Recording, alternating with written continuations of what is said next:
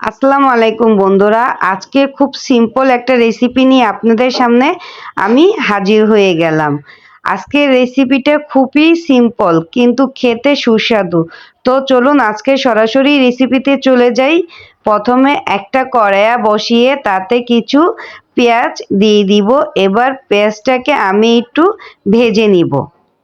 পেঁয়াজটা ভাজা হয়ে আসলে আমি এখানে দিয়ে দিব 2 চামচের মতন হলুদ গুঁড়া।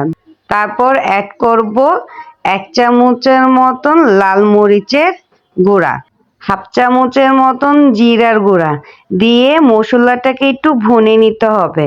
ভুনা হয়ে গেলে দিয়ে দিব পরিমাণ মতন লবণ। লবণটা দিয়ে হালকা পানি দিয়ে এটাকে আরেকটু ভুনে নিব। তারপর দিয়ে দিব এখানে কাঁচা পাকা টমেটো। আসলে শীতের সকালে বা শীতের দিনে এমন একটা রেসিপি অনেক মজা লাগে। আমার হাতে যখন একদমই সময় থাকে না তখনই ঝটপট আমি এই রেসিপিটা বানিয়ে নিই। আজ মেয়ের বার্ষিক পরীক্ষার প্রথম দিন ছিল।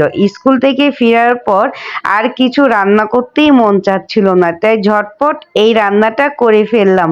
খেতে তো দুর্দান্ত স্বাদ, অন্য কোনো তরকারি রাখবেন না। হ্যাঁ, সাথে যদি একটু বোম্বাই মরিচ নেন না তাহলে তো আরও জমে যাবে। যাই হোক, আমি টমেটো দিয়ে একটু নাড়িয়ে এটাকে ঢেকে দিব 5 মিনিটের জন্য। 5 মিনিট পর আমি আবারও ফিরে এসেছি এবং এখানে এখন আমি যা করব, টমেটোগুলোকে একটু ভেঙে দিব। যেহেতু এখানে কাঁচা টমেটো অ্যাড হয়েছে, হালকা একটু ভেঙে দেওয়াই বেটার, পাকা হলে তো গলে যায়। তারপর এখানে সামান্য পানি দিয়ে এটাকে আরও 2 মিনিটের জন্য ঢেকে দিব।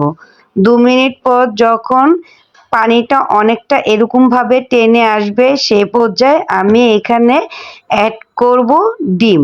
আমি এখানে আজকে 2টা ডিম দিয়ে এটা তৈরি করছি। আপনারা চাইলে আরও বেশি ডিম দিয়েও তৈরি করতে পারেন।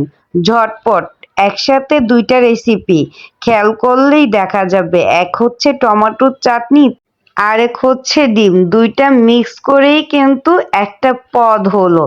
সেই দুর্দান্ত স্বাদ এই রেসিপিটা। যাই হোক, এখন আমি ডিমের উপরে একটু লবণ দিয়ে দিব। তারপর দিয়ে দিব একটু করে চিনি ফ্লেক্স। আমি 2টা ডিমের উপরে একটু একটু চিনি ফ্লেক্স অ্যাড করে দিয়েছি। এই আমার চিনি ফ্লেক্সটা কিন্তু ঝাল না, এটা কিন্তু মিষ্টি মরিচ দিয়ে আমি নিজেই ঘরে বানিয়েছি। তারপর এটাকে আমি ঢেকে দিব 5 মিনিটের জন্য। 5 মিনিট পর আমি ডিম 2টাকে একটু আলতো হাতে উল্টিয়ে দিব যেন একদমই ভেঙে না যায়। যেহেতু ডিমের এক পাশ হয়েছে, আরেক পাশটা আমি আরেকটু করে নিব। আপনারা চাইলে এই পর্যায়ে ধনেপাতা দিয়ে নামিয়ে ফেলতে পারেন। তারপর দিয়ে দিব বেশ কিছু ধনেপাতা। হ্যাঁ, আমি কিন্তু এখানে 4-5টা কাঁচামরিচ অ্যাড করেছিলাম। ধনেপাতা দিয়ে দেওয়ার পর এটাকে ঢেকে রেখে দিব অফ চুলায়। রেডি হয়ে গেল আমার ডিম পুস কারি। এটা খেতে কিন্তু দুর্দান্ত স্বাদ, গরম গরম ভাতের সাথে। স্বাদে যদি থাকে একটু বোম্বাই মরিচ আর একটু আচার। যাই হোক, এই ছিল আমার আজকের রেসিপি ডিম পুস কারি। যদি ভালো লাগে অবশ্যই লাইক, কমেন্ট ও শেয়ার করে পাশে থাকবেন। আর হ্যাঁ, সাবস্ক্রাইব করতে একদমই কিন্তু ভুলবেন না। আবারও দেখা হবে আপনাদের সাথে নেক্সট কোনো ভিডিওতে। সবাই ভালো থাকবেন। আজকের মতন এই পর্যন্তই। আল্লাহ হাফেজ।